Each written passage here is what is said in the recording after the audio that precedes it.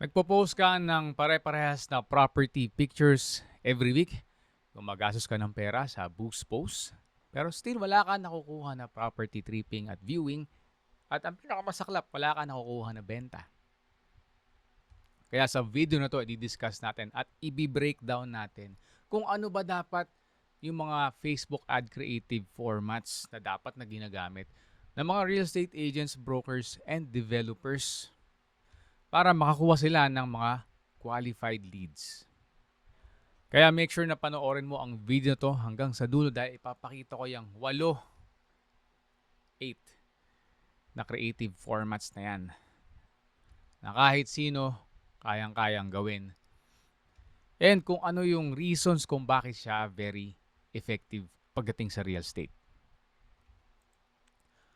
Why one creative format ay hindi enough? Una-una sa real estate, diverse yung buyers at different buyers respond to different triggers. Yung iba tinitignan yung mga numero, yung iba ang priority nila is lifestyle. At yung iba naghahanap ng social proof bago sila magtiwala. At hindi lang sa real estate yan, kahit sa ang niche yan. Kailangan talaga natin ng social proof. Second, high trust purchase. Kasi high ticket yung real estate, guys. Hindi lang 100, 500, 1,000, kundi milyon yung pinag-uusapan natin. At dahil doon, yung mga buyers natin requires 7 or even more touch points across various creative angles para magkaroon sila ng tiwala sa'yo. And even cross-platform. Hindi lang sa Facebook. Kung meron ka sa Google, kung meron ka sa TikTok, sa YouTube, the better. And pangatlo, yung algorithm optimization.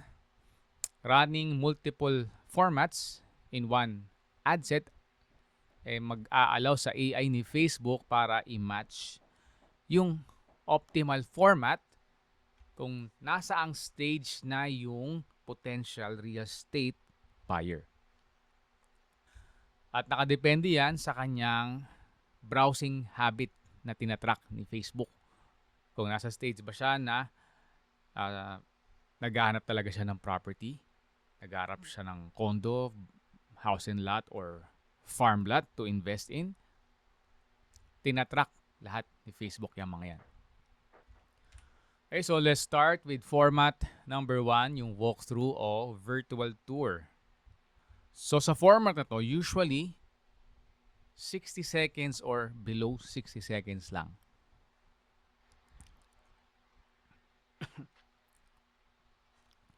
Para siyang highlight reel.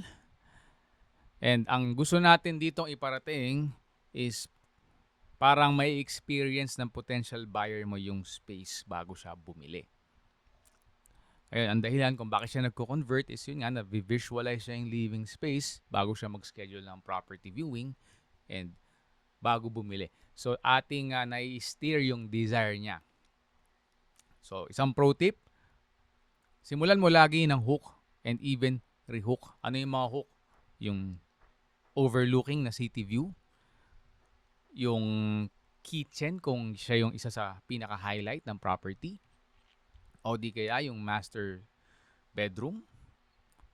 And ang format niya is Reels 9x16 na parang TikTok style. To give you some examples, I would recommend, parang style to nila Priscelo, So hanapin natin siya sa TikTok. So ito siya. Welcome to another Priscilla mini house tour. Follow me Pero I would so that we say, can see what's inside dahil gagamitin mo siya sa ads, majestic, it should be a lot modern, shorter and than brand new home. yung So ginagawa nila upon Priscilla. Ito, entering, it's about you will be welcomed by the living 3.5 area minutes. with your elevator and the Pero rest of the dahil sa open ads, spaces in the gawin mo lang background. 60 And what I like seconds about this or under. luxury home is that it feels If Here's you're another looking for example a from gorgeous Metro Realty brand Guide. new home just outside Dito Metro kasi Manila, this organic property to, is for you. Welcome to this Ginawa nilang 5-bedroom mahaba. modern 1 Mediterranean 5 minutes. house and lot for Pero sale ang gagamitin located sa ads near is Tagaytay in Silang, Cavite. Kaya next format natin is price and payment terms call out. So direct financial hooks para dun sa mga ready na talagang bumili. Kumbaga nire-remove mo yung friction na kailangan pa niya magtanong magkano ba yan, Kailangan pa niyang i-research, tanong sa'yo back and forth kung ano yung details, ready na nga siya bumili. At kadalasan din sa mga real estate buyers, gusto nila walang mga surprise na mga fees. So kung ilalagay mo dyan na specific ka na, halimbawa 20,000 lang yung reservation fee, ma-outperform niya yung terms na affordable monthly payments. At saka mas maganda dahil mas may trust na nabibuild dahil mas transparent yung dating mo. Kagaya nung kung ipapakita mo rin yung amortization.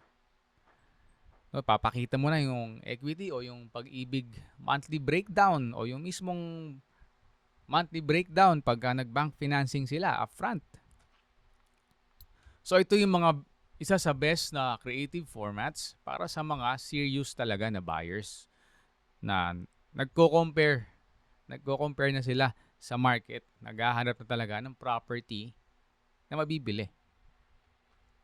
So be very specific, pakita mo na yung numbers, be transparent,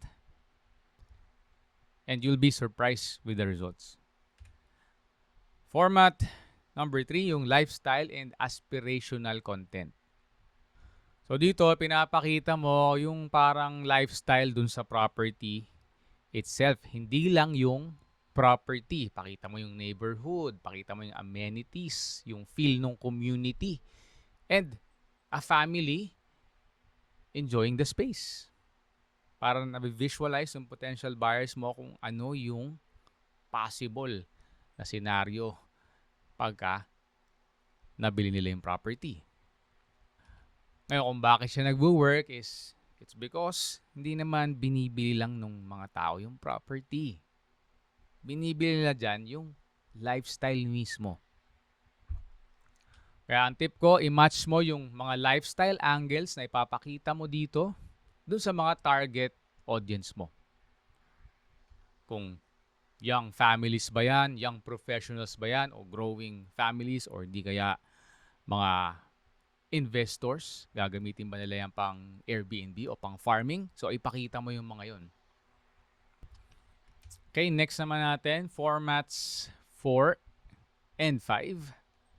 Yung isa is client testimonial kasi real buyers or homeowners na nagsasalita sa camera about their experience with the agent or developer or real estate company, iba yung dating at authenticity. Again, the reason is trust heavy kasi ang real estate. Hindi siya basta-basta, mas mahal pa siya sa sasakyan. Kaya pagka may narinig sila from someone na naging maganda yung experience at bumili dyan, plus points talaga yon. Tumataas yung trust factor sa mga real estate na gumagawa niyan. So, tips pwede mong gawin na parang fake podcast style or Q&A style kung saan magtatanong ka ng specific questions kung bakit ba nila pinili yung property na yan o what almost stopped them from buying the property. Ano ba yung nilulooking forward nila kung bakit nagustuhan nila yung property.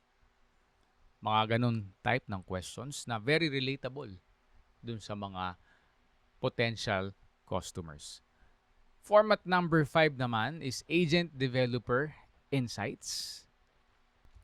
So ito yung mga short clips lang ng mga agents or developer or that can be an architect o engineer nyo na tinatanong yung mga FAQs, mga common questions ng mga buyers or giving a quick market tips kung paano siya naging very good timing para sa mga real estate investors. Ngayon, talagang maganda siya dahil nga since expert siya, meron siyang mataas na credibility. Hindi lang siya someone na parang putyo-putyo lang na magpo-post about the property, magbablog about the property. Meron siyang insights from an actual expert. At malakas yung dating nun sa mga potential real estate buyers. So, ang tip natin is keep that under 60 seconds again kung gagamitin again para sa ads. Tapos, very conversational lang yung tone, natural lang.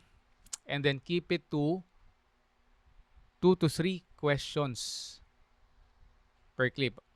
Well, kung kaya mong paabutin hanggang 5 without sacrificing yung quality, yung flow, that should be fine as well, no?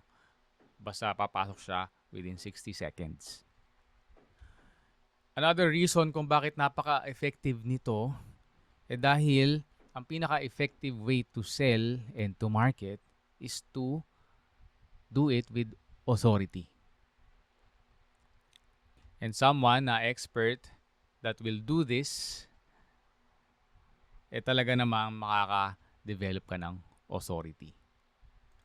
Okay, ang next natin, format 6 and 7, comparison and construction progress. So let's start with the comparison. So dito, pwede mong iposisyon yung property mo against dun sa common alternative. Like kung mag-rent ka, ganito lang din yung babayaran mo. Same lang, kanya lang, di pa sa'yo.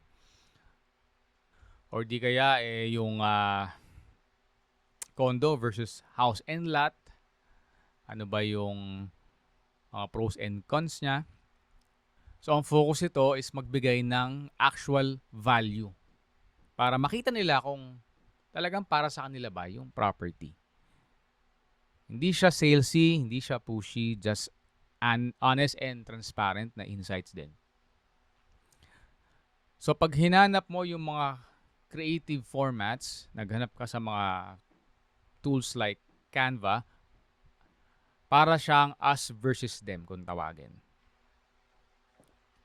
At ang maganda sa kanya is nakafocus siya dun sa factual at benefit-focused na mga bagay rather than directly, alam mo na, bashing your competitors o sisiraan mo pa, hindi siya maganda. Pag ginawa niya, medyo parang bakya yung dating. Di ba? Next is yung format 7, before and after or progress updates. So, ang proper term nito, no, parang before and after siya. Ito yung mga creative formats. So, pag tinignan mo sa Canva, makikita mo yung iba't ibang templates ng before and after. So, dito, papakita mo lang yung construction progress.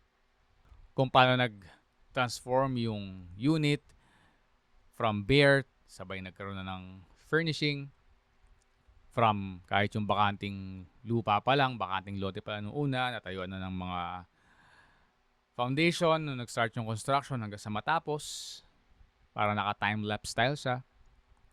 So mahalaga siya, no, kasi dito mapapakita mo, lalo na kung pre-selling pa lang yung property mo, na talagang umuusad yung construction. Hindi kayo kumbaga yung puro promise, tapos yung pala sobrang dami ng delay kasi ayaw ng mga buyers niyan. Gusto nila makita na trusted yung developer at kung ano yung mga sinabi nila, talagang malapit sa katotohanan. Walang mga tinatago at reputable sila na developer. So, ang tip ko rin sa inyo, i-post mo to ng consistently. Isalpak mo siya sa mga ads mo. Hindi lang isang beses. Pwede mo siyang gawin ng monthly progress para na-update din yung mga tao na nakasubaybay na may interest na bumili na doon sa property. So, meron kang nabibuild na trust narrative dito. Para sila nakasubscribe, no? Halimbawa, ako, no? Nakita ko yung property, naging interesado ako, no? Sinubaybayan ko ngayon. Lalo ang sales cycle sa real estate medyo matagal. That can last ng mga 1, 2 years, even 3 years. Oh, pero pag nakikita nilang gano'n, nakasubaybay, nabibuild yung kanilang kumpiyansa sa property, and the moment na ready na silang bumili, they will have you at the top of their mind. So, sobrang laking pogi points nito. Ang next natin is user-generated content. So dito yung mga actual na bumili na, actual na bumili, naging tenants, naging homeowners, no? Sinishare nila yung kanilang day-to-day, yung itsura ng kanilang property. Ngayon, kasi effective to dahil natural lang, unscripted lang. Hindi siya yung mukhang talagang pang-ads na gagamitin na maganda yung production. So, parang TikTok lang. Kaya nga nagustuhan ng mga tao yung TikTok kasi nga very natural siya. So it's like a friend showing you around instead of a sales pitch. So dito, ang maganda is to keep it casual. Hindi mo kailangan ng high production. Basta maayos yung lighting mo. At cellphone lang nga yung recommended ko na gamitin dito. So mas maganda siya kaysa dun sa high quality pa na video kasi mas mukhang natural. And bonus ko sa inyo, actually para din siyang UGC. So hindi ko na ginawa ng format number 9. Is yung IGC. Yun naman is influencer generated content. So kontak ka ng vlogger na may relevant na following. When I say relevant, depende sa budget mo, no? 50,000, 100,000, a couple of 100,000 and even yung 1 million na yung kanilang followers. Siyempre, mas malaking followers, mas mataas ang singil. So ipa-vlog mo sa kanila yung property. So ang benefit naman nun, no, is mapopost na nila sa audience nila. May instant credibility dahil mas vlogger, meron ng tiwala yung audience nila sa kanila. And then number 2 is pag ginamit mo sa ads na yon, mas maganda rin siyang gamitin dahil nga may face value na yung vlogger na nandun. Okay, paano ba gagamitin tong lahat ng formats na to? Irarun mo ba to ng sabay-sabay? Paano? No, ito yung campaign matrix natin. So, sa Facebook ads at sa sales funnel natin, no, laging may tofu, mofu, and bofu. Okay, top of the funnel, mid of the funnel, and bottom of the funnel. So, basically, yung top of the funnel, yung mga hindi pa aware dun sa property mo. And then yung middle is aware na sila pero they're still looking around other options. And then yung nasa bottom, sila na yung nag-iisip ng bumili. So, ito yung mga para sa tofu, yan yung mga bagay, no? Walkthrough tours, lifestyle, UGC content. Dahil ang primary goal niyan is to generate high CTR and video views and engagement. Sa MoFo naman, yung agents, insights, construction progress, saka us versus them. Dahil dito sa mga to, no, nasa consideration stage na sila. So, ang mga insights and construction progress, us versus them, that will help them decide faster. Or you can say, help them decide better. No, na talagang ito pala yung property na mas maganda dahil sinabi nga nung agent o sinabi nung architect nila, ang ganda ng investment dyan dahil solid yung pagkakagawa. Ang ganda ng community, ang ganda ng amenities, malapit sa lahat. Kung farmlot siya, maganda, sariwang hangin, malapit din sa mga restaurants and coffee shops, high tourist traffic yung area, pwede pang Airbnb. So mga ganung bagay, no? So nabibuild yung trust nila at na-educate pa yung buyers. Ngayon sa BOFO naman yan, price call out, kagaya nung binanggit natin, no, sa formats, be transparent with the pricing, tsaka client testimonial. Kasi dun sa mga stage na to, ready na silang bumili, kailangan na lang nila ng konting nudge, konting push. Yun na lang inaantay nila, yung client testimonial tsaka yung price call out. So actually, pagka inayos mo to lahat within Facebook ads, no, isasalpak mo na sila lahat magkakasama. What do I mean? So dito for real estate, isa lang naman yung pinaka-effective, no? Engagement objective, tapos messages. Okay, maximize number of leads through messages. So isang campaign siya, tapos isang ad set, per property o development. Tapos, sa isang ad set na yon, ilalagay mo lahat ng mga creatives. What do I mean? To, pakita ako ng image. So, dito, sa ad account, under Facebook Ads Manager, you can have multiple campaigns, and then under multiple campaign, under each campaign, multiple ad sets, and under each ad set, multiple ads. So, kailangan mo lang isang campaign per development or property. Tapos, isang ad set lang din. Tapos, under sa ad set na yon, ilalagay mo yung lahat ng mga creatives mo. Yun yung isang setup. Okay? Paano nangyari yun, no? Bakit magandang setup yun? Kasi hahayaan muna natin si algorithm ni Facebook na gumagamit na rin ng AI, matagal na siya yung magdesisyon kung saan niya itututok. Saan niya ipapakita. Nasa ang stage na ba yung buyer.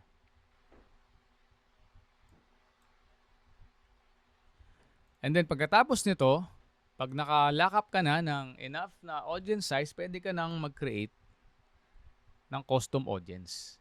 Ano yung custom audience na yun? Una-una yung nag-engage sa Facebook page mo, saka nag-engage dun sa mga ads na niran mo. Iipunin mo yan isa-isa. Kasi i-retarget mo sila.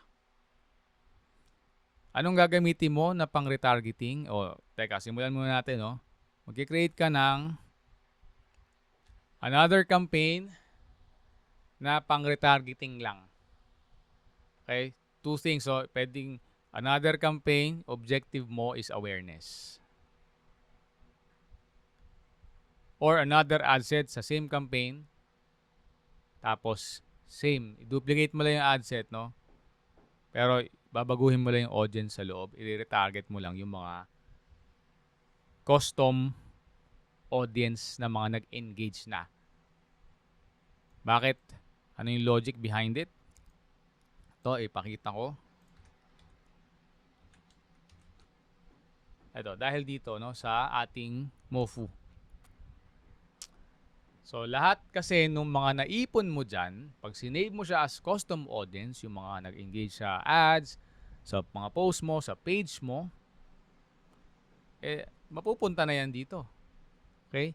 Mid of the funnel na yung mga yan. So, ang papakita mo dyan na ads is itong mga to. Educate buyers, agent insights, construction progress, and us versus them. Okay?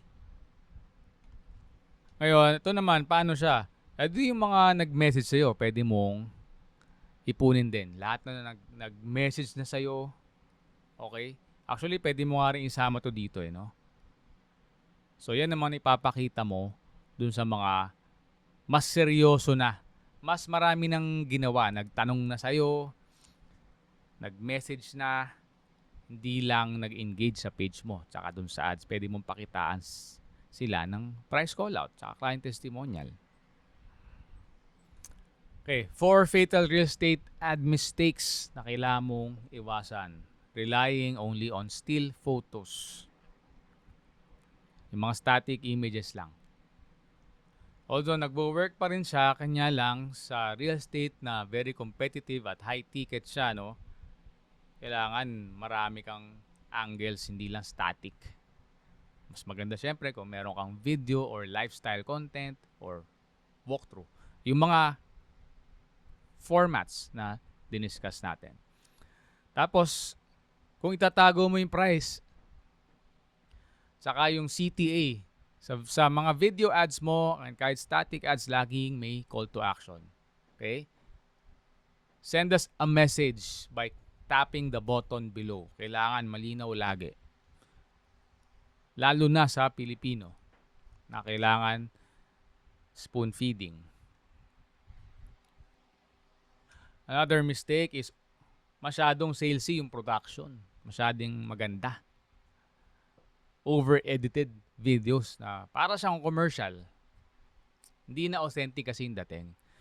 Even sa US nga, no, nagta-transition yung mga big brands sa paggawa ng, kung tawagin ugly ads.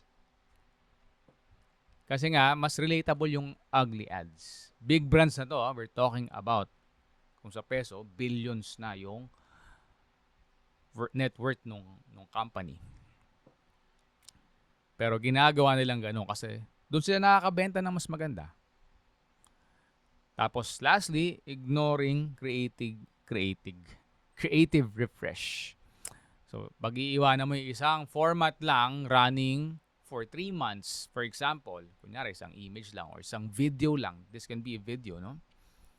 Yung ad fatigue kasi na tinatawag, siguradong mangyayari sa'yo. At yun, tataas yung costing mo.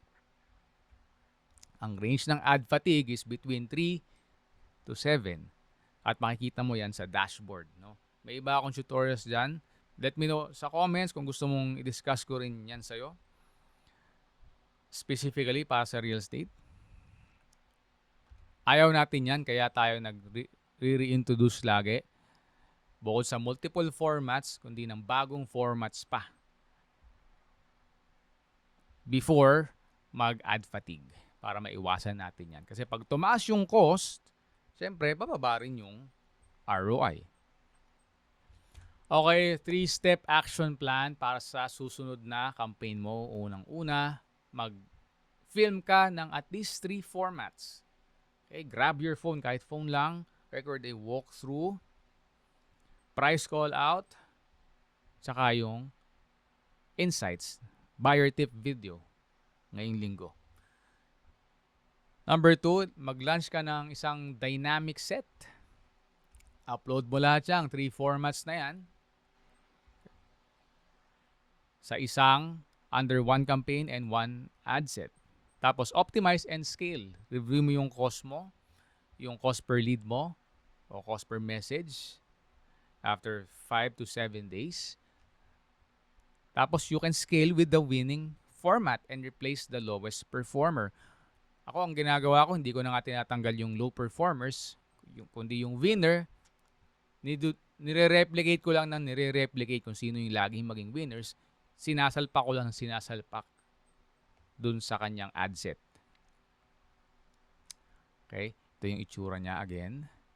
Salpak lang ako ng salpak dyan under sa ad set na yan.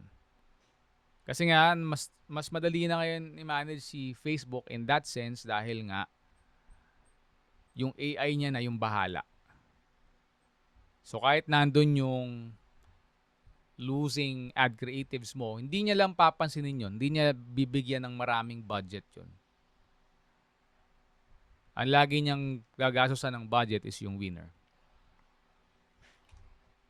Ready ka na ba na i-set up yung campaign mo? By the way, for a free ad account audit para sa real estate, feel free to book a consultation dun sa ating description box below. Nandyan yung ating link. Subscribe for more real estate marketing videos like this one. And if you find this video helpful at nakatulong para sa real estate business mo, then I'm sure na marami ka rin mapupulot dito sa video na to.